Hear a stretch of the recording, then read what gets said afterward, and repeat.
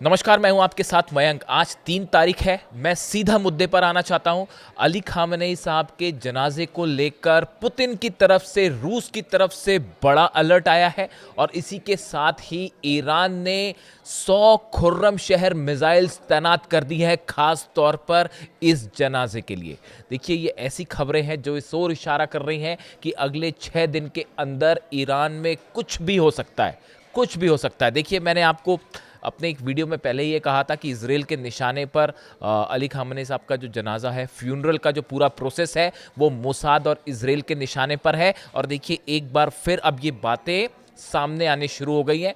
कौन हमला करवाना चाहता है, किससे हमला करवाने के लिए कह रहा है, और पुतिन ईरान से क्या कह रहे हैं और ईरान की क्या तैयारी है, हर मुद्दे पर बात होगी और बड़ी टू द पॉइंट बात होगी। दाएं बाएं की कोई बात नहीं है। देखिए, जो पहली खबर मैंने आपको बताई, मैं वहीं से शुरू करना चाहता हूं। ईरान की तरफ से सीधा संदेश दे दिया गया है।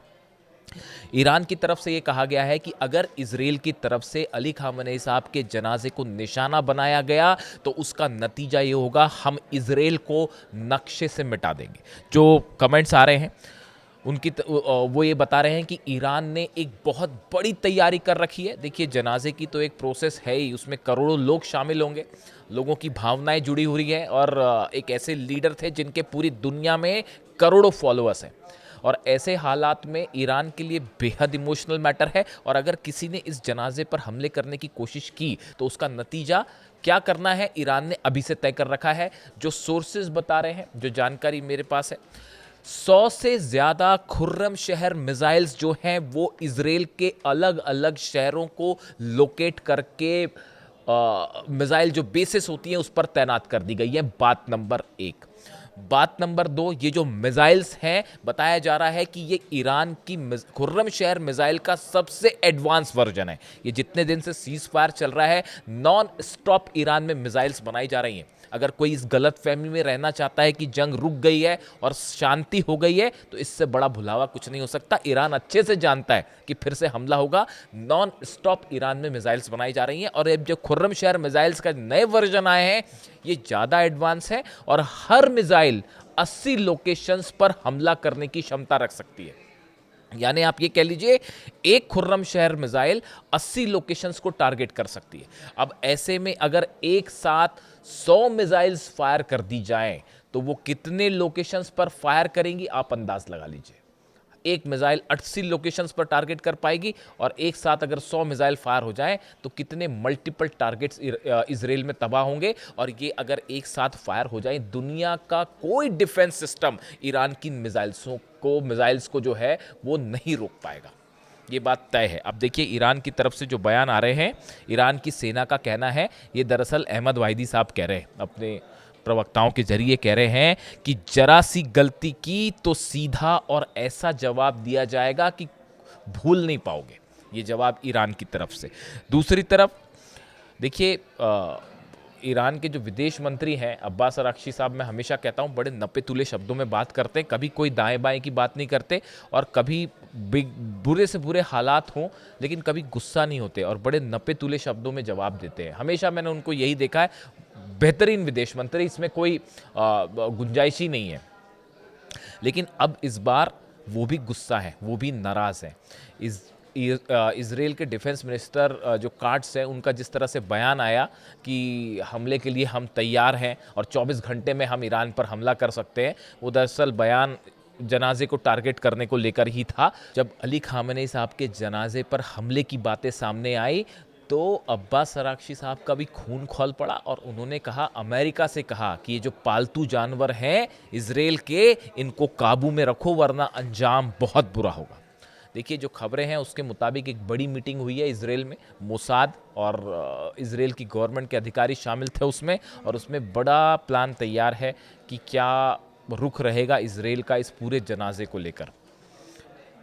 कुछ भी हो सकता है। जो तमाम इंटरनेशनल एजेंसीज जिस ओर इशारा कर रही हैं, ये बेहद अगले 6 दिन बेहद सेंसिटिव हैं, ना सिर्फ ईरान के लिए, पूरे मिडिल ईस्ट के लिए। और इन 6 दिनों में अगर कुछ भी जरा सा भी गड़बड़ होता है, ये पूरे अरब में ऐसी आग लगाएगा जिसे दुनिया की कोई ताकत नहीं रोक पाएगी। देखिए, ईरान के तो कई रिलीजियस लीडर्स हैं, उनके बयान में देख रहा था,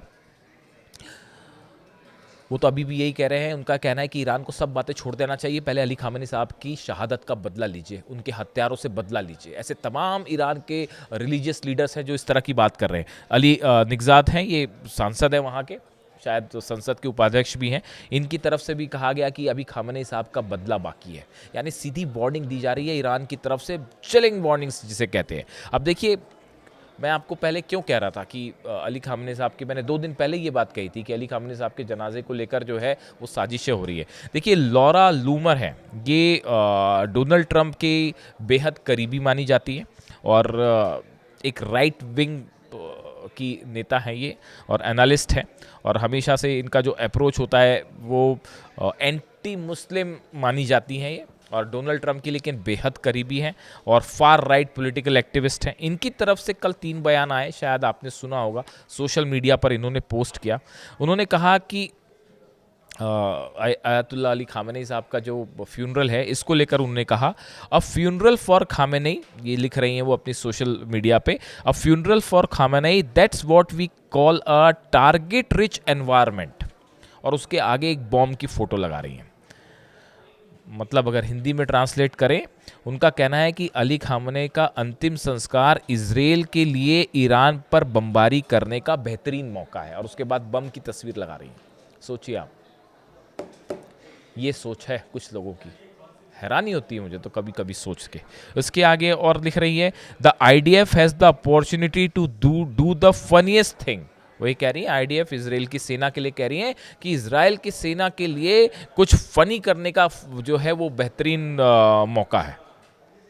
फिर उसके बाद तीसरी भी पोस्ट कर रही हैं, एक सवाल के जवाब में तीसरा भी पोस्ट कर रही हैं, I will never say no to an opportunity to see the US और the IDF bomb a bunch of jihadis. वो ये कह रही हैं कि मैं, अगर अमेरिका और इजराइल हमले करती है तो मैं कभी मना नहीं करूंगी कि इतने सारे जिहादियों को टारगेट करने का मौका मिल जाए। ऐसे शब्दों का इस्तेमाल कर रही हैं, प्रोवोकेटिव भाषा एकदम। अब देखिए, स्वाभाविक है ईरान की तरफ से तो जवाब आना ही चाहिए, लेकिन एक बड़ी गौर करने वाली बात थी उनका ये बयान, इसको लेकर रूस की तरफ से जवाब आया। रशिया स्टेट कंट्रोल्ड आरटी जो है strongly condemned the post, arguing that the millions of mourners including women, children and elderly citizens and the foreign dignitaries are expected to attend the multi-day funeral ceremonies। रूस की तरफ से कहना है कि ये बयान जो है बेहद ही निंदनीय है, जो ये ट्रंप की करीबी दे रही है कि हमला करना चाहिए जनाजे को लेकर, इस तरह के बयान। रूस ने इसकी तीखी आलोचना की कि आप कहना क्या चाह रहे हो, इस जनाजे में जो है वो करोड़ों लोग शामिल हो रहे हैं, बच्चे शामिल होंगी, महिलाएं शामिल होंगी, ऐसे में ये बयान बेहद निंदनीय है। और रूस ने इसकी खुलेआम आलोचना कर दी, डोनाल्ड ट्रंप की इस सहयोगी और एडवाइजर के बयान की। इतना ही नहीं, पुतिन की तरफ से, रूस की तरफ से सीधा सीधा वार्निंग्स आई हैं, अलर्ट्स आए हैं ईरान के लिए कि ये 6 दिन तक बेहद सावधान रहने की ज़रूरत है।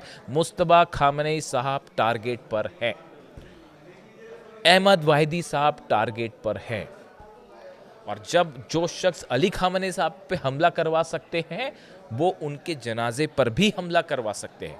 वो उसमें मौजूद जो वीवीआईपी पर्सनालिटीज़ हैं उनको भी टारगेट किया जा सकता है। ऐसे स्ट्रॉन्ग इनपुट्स हैं, केजीबी की तरफ से भी है, रशियन खुफिया एजेंसीज जो है उसकी तरफ से भी है, चाइनीज़ जो एजेंसीज हैं उनकी तरफ से भी है। इसके अलावा ईरान के पास अपने इनपुट्स हैं ही, और ये मान के चला जा रहा है कि ये 6 दिन कैसे बीतेंगे, क्या शांति से ये फ्यूनरल हो पाएगा या कोई हमला होगा, और हमला होगा तो उसके बाद ईरान का जो गुस्सा देखने को मिलेगा वो शायद पहले कभी किसी ने ना सोचा ना देखा, वो जवाब देगा ईरान।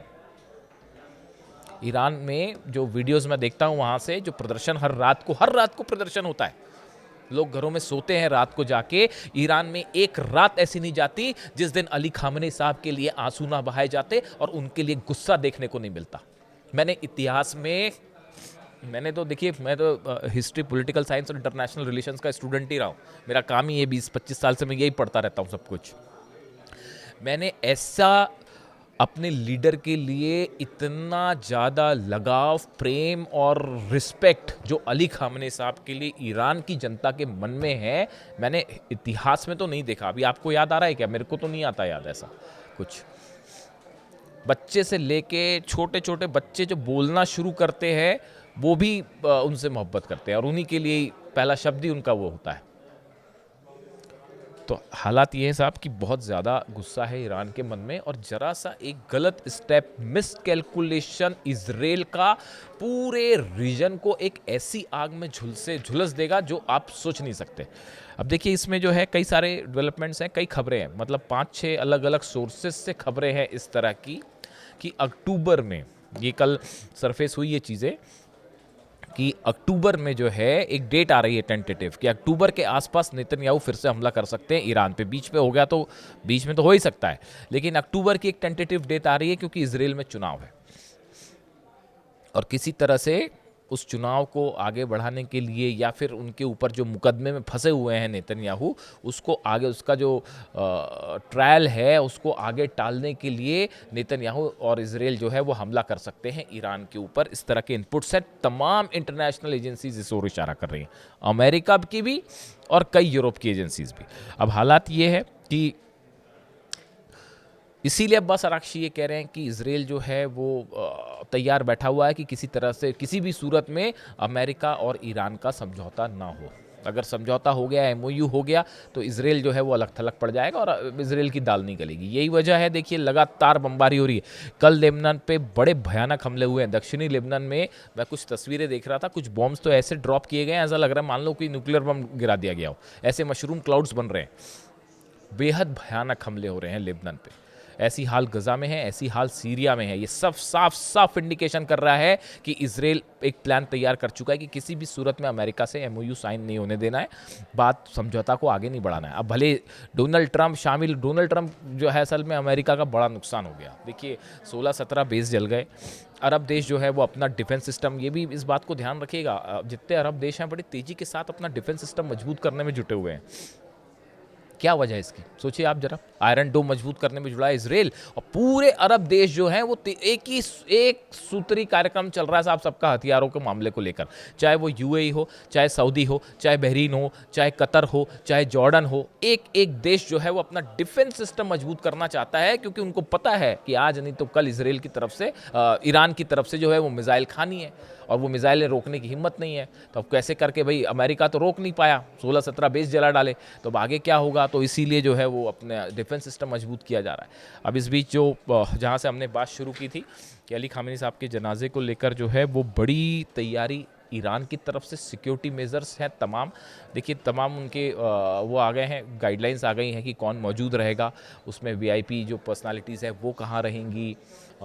मुस्तबा खामेनी को लेकर अभी तक कोई बात साफ नहीं है कि क्या वो इस फ्यूनरल में मौजूद होंगे, क्या पब्लिक के सामने वो आएंगे, क्योंकि उन पर हमले का सीधा सीधा थ्रेट है और हो भी सकता है हमला। तो ऐसे हालात में क्या वो सामने आएंगे, एक अभी इसके बारे में ईरान ने कुछ नहीं कहा है, लेकिन एक बात तय है जो साफ साफ दिख रही है, इस जनाजे पर हमला इतिहास के सबसे बड़े युद्ध को छेड़ सकता है, सबसे बड़े युद्ध को, और ये तीसरे वर्ल्ड वॉर की शुरुआत होगी अगर अली खामेनी साहब के जनाजे पर हमला कर दिया तो। और इससे बड़ी मिस्टेक इतिहास की नहीं हो सकती। कई देशों के जो है वो नक्शे से गायब हो जाएंगे अगर इस जनाजे पर हमला हुआ। वीडियो कैसा लगा कमेंट करके ज़रूर बताइए। कई बड़े अपडेट्स अगले वीडियो में आपके लिए लाऊंगा। Thank you so much.